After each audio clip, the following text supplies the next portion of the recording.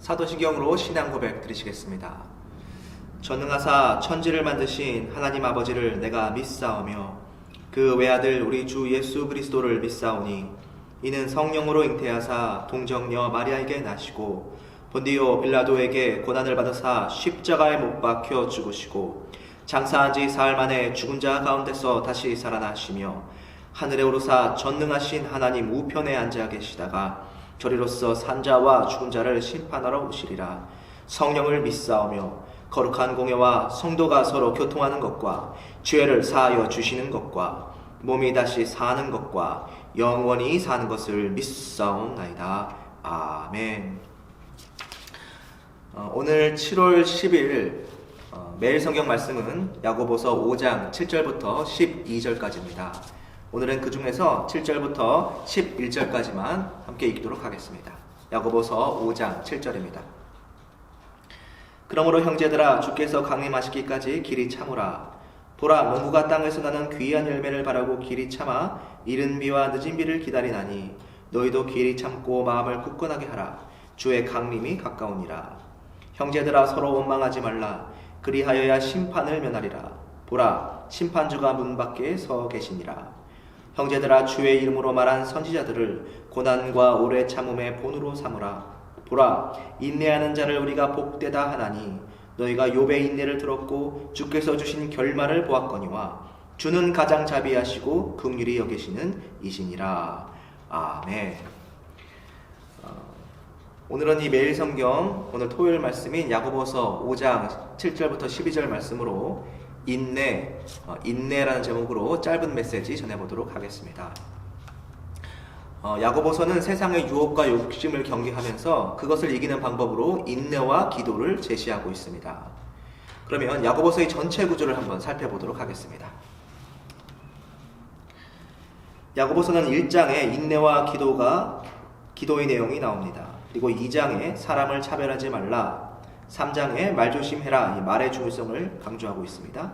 4장에 세상과 구별되이 살라라고 권면하고 있고 명령하고 있고, 그 다음에 5장에 인내와 기도가 다시 등장합니다. 제가 빨간 글씨로 인내와 기도를 칠해놨습니다. 야고보서는 인내와 기도로 시작해서 인내와 기도로 끝나고 있습니다. 마치 샌드위치와 같이 인내와 기도가 전체 말씀을 감싸고 있는 그런 모습입니다. 야고보서는 특별히 구원받은 그리스도인이 어떻게 살아야 하는가, 그 삶의 문제를 다루고 있는데, 그것이 그렇게 그 명령과 같이 살 수 있는 방법은 바로 이 인내와 기도에 있다는 것입니다. 즉 인내의 기도 없이는 세상의 유혹과 정욕을 이겨낼 수 없다는 것입니다. 자, 그런데 오늘 읽으신 본문 말씀은 특별히 그 인내에 관해서 말씀하고 있습니다. 7절 오늘 본문 말씀입니다. 그러므로 형제들아 주께서 강림하시기까지 길이 참으라. 보라 농부가 땅에서 나는 귀한 열매를 바라고 길이 참아 이른 비와 늦은 비를 기다리나니. 아멘. 길이 참으라, 인내하라고 말하면서 이른 비와 늦은 비에 관해서 말씀하고 있습니다. 이른 비는 그 당시 그 지역 근동지방의 농부들에게 있어서 이른 비가 내려야지 씨를 뿌릴 수 있었다고 합니다. 이른 비가 내려야지 땅이 부드러워져서 씨를 심을 수 있고 그 씨앗이 잘 자랄 수 있는 환경이 조성되었다고 합니다.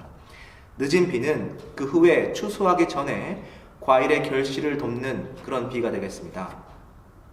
만약에 이른 비나 늦은 비 중에 하나라도 내리지 않는다면 그해 농사는 망치게 되는 셈입니다. 그렇다면 농부가 얼마나 그 이른 비와 늦은 비를 간절히 기다리겠습니까? 근데 이와 같이 우리 그리스도인도 이 시련과 고난의 세상 속에서 예수 그리스도의 강림을 이른 비와 늦은 비를 기다리며 인내하라라고 권면하고 있습니다. 자, 이어서 이제 10절과 11절 말씀 읽어보겠습니다. 형제들아 주의 이름으로 말한 선지자들을 고난과 오래 참음의 본으로 삼으라. 보라 인내하는 자를 우리가 복되다 하나니 너희가 욥의 인내를 들었고 주께서 주신 결말을 보았거니와 주는 가장 자비하시고 긍휼히 여기시는 이시니라. 아멘. 역시 인내에 관해서 말씀하고 있습니다. 특별하게 선지자들을 본으로 삼아라, 그들이 인내한 것들을 보아라 라고 말하면서 인내하는 것이 얼마나 복된 것인가 라고 증거하고 있습니다. 그러면서 그들이 모두 다 주께서 주신 결말을 맛보았음을 증거하면서 모든 인내는 그냥 헛되게 사라지는 것이 아니라 하나님의 주시는 선한 결말을 맛보게 된다. 즉, 그 인내의 결실을 맺게 된다라는 것을 증거하고 있습니다. 즉, 인내라는 것은 가만히 멈춰 있는 것이 아니라 우리가 선한 인내의 기도를 하게 되면 그 기도는 점점 쌓여가서 반드시 결실하게 되는 법칙이 이 말씀 안에 담겨 있습니다.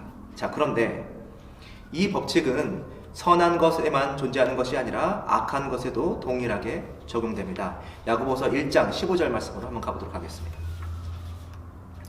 야고보서 1장 15절입니다. 욕심이 잉태한 즉 죄를 낳고 죄가 장성한 즉 사망을 낳느니라. 아멘.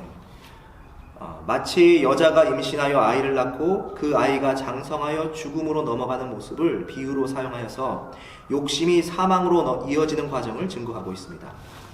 처음 욕심은 눈에 보이지 않고 우리 마음속에 작게 심어지지만 그 안에서 마치 임산부의 배 안에서 태아가 점점점 자라나듯이 우리의 욕심도 욕망도 점점 자라나기 시작합니다.